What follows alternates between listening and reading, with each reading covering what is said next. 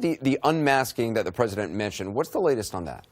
Well, just a short time ago, I spoke with someone close to Ambassador Rice, and this is the first comment from someone close to Rice today on these allegations. I'll read it in quotes. The idea that Ambassador Rice improperly sought the identities of Americans is false.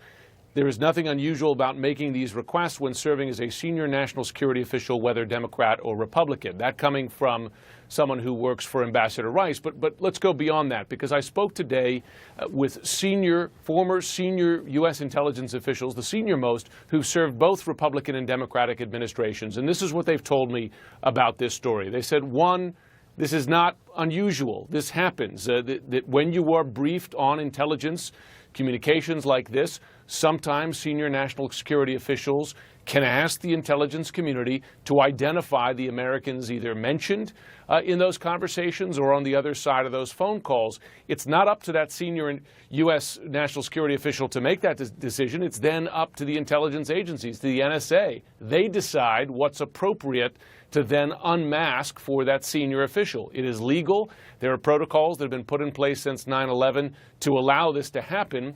And I'm told that it is very meticulously logged. Someone said to me, described it's like Catholic baptismal records. It's so well logged. You can't do this in secret, and you have to do it with the approval of the intelligence community. And finally, Anderson, I would just say, why would someone do this?